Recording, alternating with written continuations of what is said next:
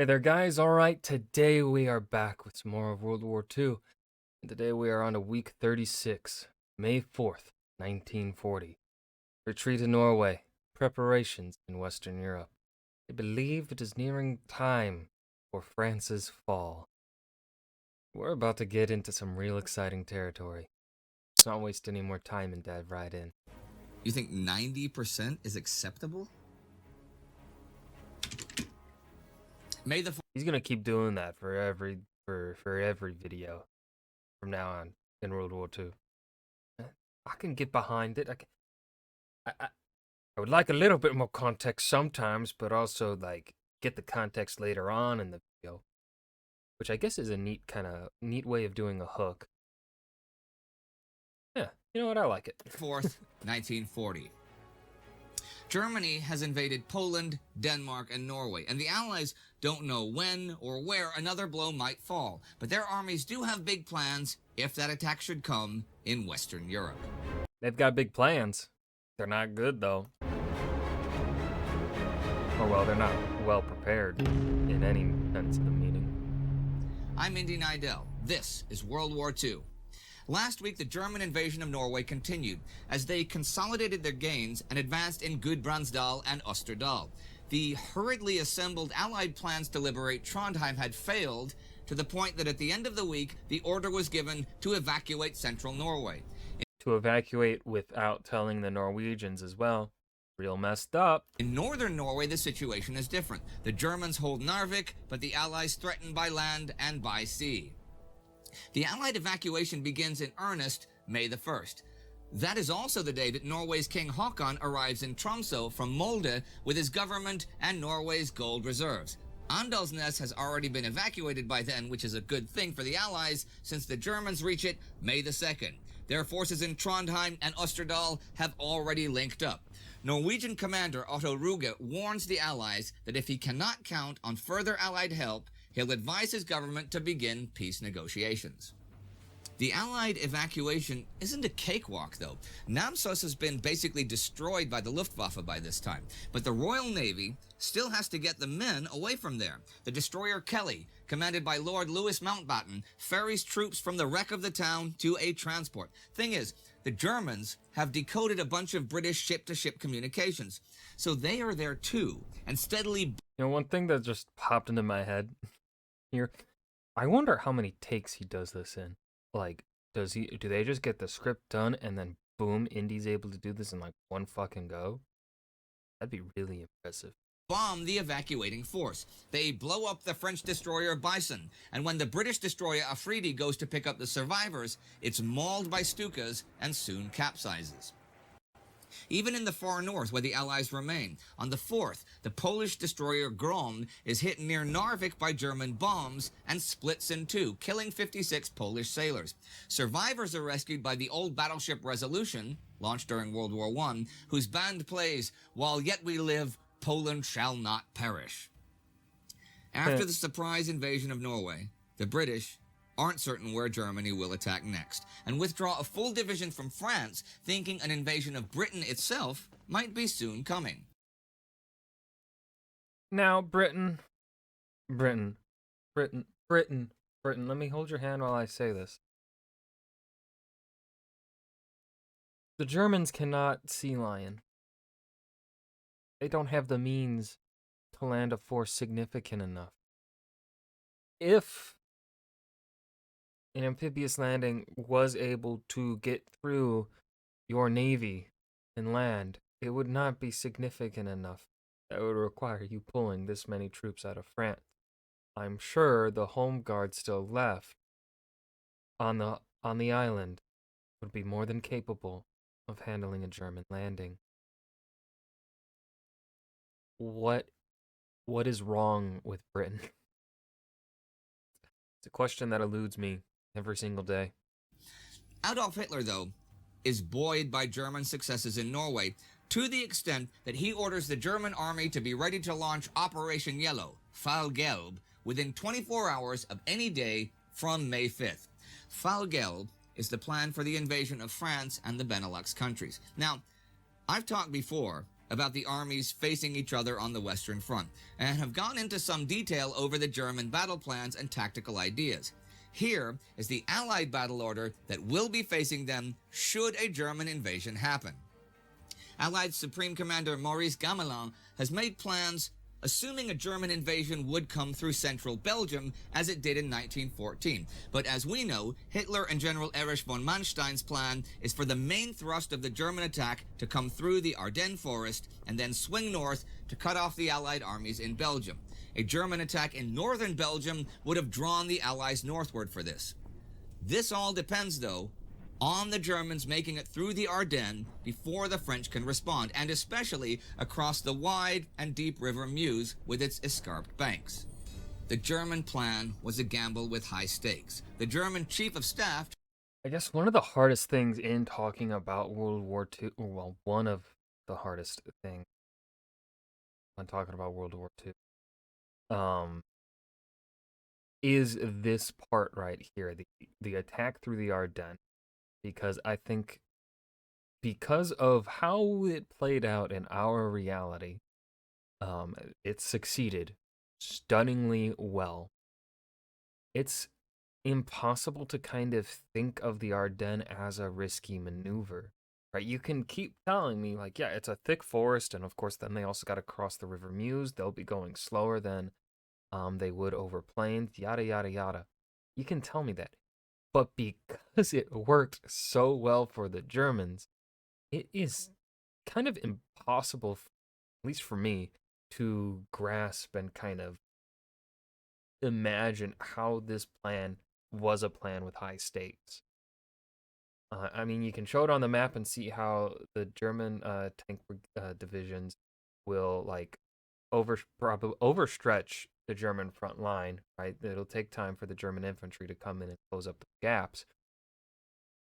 And that is a gamble there. But like, I don't know, it just because it works so well, it's kind of hard to really picture it as something that could have gone wrong real easily, you know? General Halder wrote, "Even if the operation were to only have a 10% chance of success, I would stick with it, for only this can lead to the defeat of the enemy."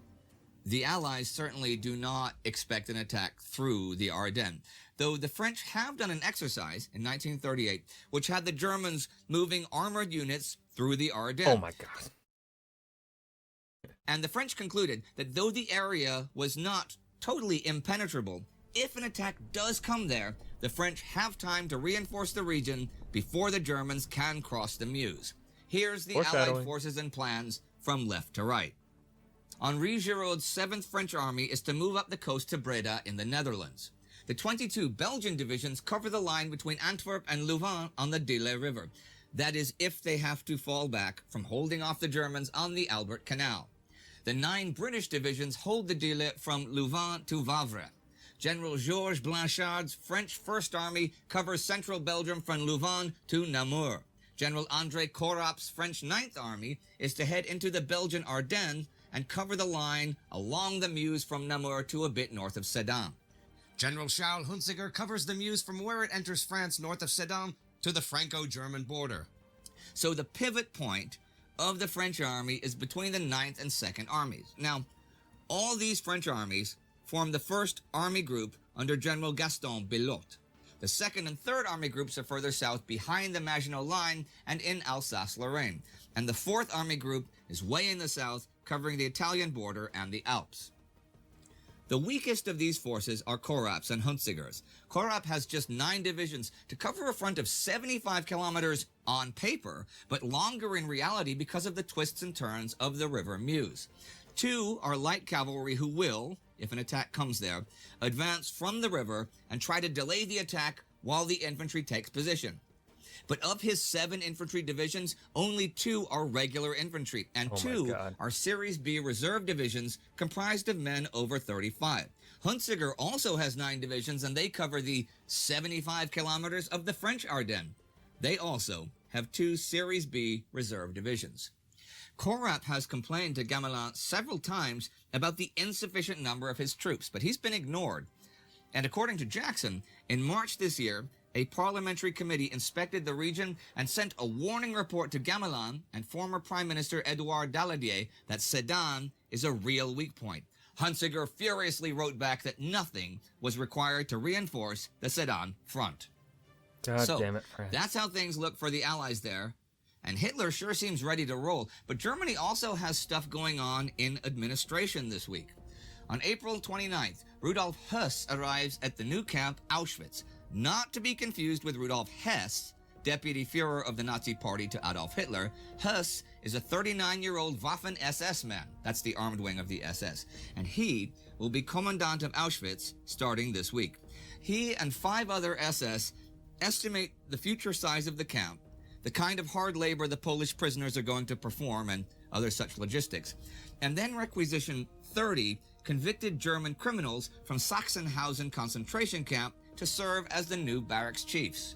On May the 1st, the Germans established a closed ghetto in Łódź. There are more than 160,000 Jews in the city, and they are now restricted to a limited and very overcrowded part of it. According to Martin Gilbert, there are nearly 32,000 apartments in the ghetto. Most of those are one room, and of them just 725 have running water. Also on that day, the police there were ordered to shoot without warning any Jew who approaches the barbed wire fence surrounding the ghetto. As we've noted before, there are many Germans who have serious issues with these developments. One of Hitler's formerly most ardent supporters, Berlin police president Count Wolf Heinrich von Helldorf, What a name. relayed details of his deputy's trip to Krakow to Colonel Oster, who we've seen several times before. All right, so when's Hans Oster getting pew-pewed? He had found the local SS chief in Krakow in a state bordering in hysteria because neither he nor his men felt capable of carrying out their orders unless they made themselves drunk first. No one who performed tasks such as they did, Helldorf told Oster, could come back and live a normal life. Helldorf also told Oster that below 40% of the capital city were actually in favor of the war. Another theater of war that is certainly unpopular with those being attacked, but could become unpopular with the attacking nation, is in the Far East. I mentioned a few weeks ago that the invasion of China has proven itself to not be the solution to Japan's resource problems. In China at War, Hans van de Ven points out that the Japanese really have just 2 options: to go after Chiang Kai-shek and the Chinese Nationalist Army and totally defeat them, which would require a massive increase in the number of boots on the ground, which would require pulling away loads of the troops facing the Soviets in Manchuria, or to simply stop the invasion of China. Well, we saw that the second is really no They're gonna do neither of those. option at all if the Japanese government expects to keep the confidence of the people, since for well over 2 years, they've been fed tales of great Japanese victories and Japanese influence spreading throughout East Asia. It'd be kind of hard to tell them it was mostly fantasy at this point. So what Tokyo decides to do is a temporary increase in troops for its spring operation, and then reduce numbers to 500,000 troops by the end of the year, and again reduce troops by 100,000 each of the next 2 years. These numbers are courtesy of Van de Ven. The operation will be known as the Battle of Zhaoyang Yishang and begins this week on May the 1st after the Japanese 11th Army is beefed up by 2 divisions and ordered to take Yishang. If they can do this, they can hopefully move down the Yangtze River to Chongqing, where the Chinese nationalist capital is currently located. 3 of the Japanese army divisions attack into northern Hubei province on the hunt for Chinese General Tang Enbo and his 31st Army Group. He played a big part in the Chinese victory at Kunlun Pass at the end of last year. Thing is, Chinese General Zhang Zizhong brings in his forces from the east, which peels off 2 of the Japanese divisions, and the other one will be beaten up by Tang's men, taking some 4,000 casualties. And the week ends with the Allied evacuation of central Norway and what can only be described as heavy-handed foreshadowing, as Adolf Hitler wants to attack in the west next week. But will he? I mean, he's been planning to attack next week since last October off and on, and something always comes up that prevents it. So maybe that'll happen again. Maybe he'll postpone the attack. Maybe next week will be pushed further down the line once again. Maybe. Maybe. If you'd like some Maybe. background to help understand the And that was week 36 of World War II. May 4th, 1940. Retreat in Norway and preparations in Western Europe, and a little bit of fighting in China. Nothing really to add in this video except the French are stinky poo-poo heads. Or at least Maurice Gamelin is. I hope you guys enjoyed this week. Remember to hit that like button and subscribe for more. I'll see you guys in the next video. Peace.